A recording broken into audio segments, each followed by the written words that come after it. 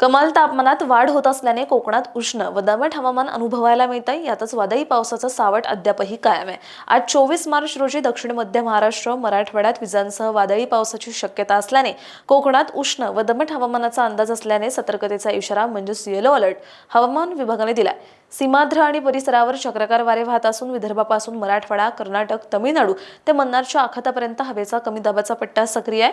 सोमवारी म्हणजेच काल 23 मार्च रोजी सकाळी 8:30 वाजेपर्यंतच्या 24 तासांमध्ये आंध्र प्रदेशच्या कर्नूल येथे देशातील उच्चांकी 38.5 अंश सेल्सिअस तापमानाची नोंद झाली, तर हरियाणाच्या भिवनी येथे निचांकी 12 अंश सेल्सिअस तापमानाची नोंद झाली आहे। आज 24 मार्च रोजी मध्य महाराष्ट्रातील सोलापूर, मराठवाड्यातील धाराशिव, लातूर, नांदेड या जिल्ह्यात विजांसह वादळी पावसाचा अंदाज असल्याने तसंच कोकणातील ठाणे, मुंबई आणि रायगड जिल्ह्यात उष्ण लाटेचा व दमट हवामानाची शक्यता असल्याने सतर्कतेचा इशारा म्हणजेच येलो अलर्ट हवामान विभागाने दिलाय। उर्वरित राज्यात उन्हाचा चटका वाढण्याची शक्यता आहे।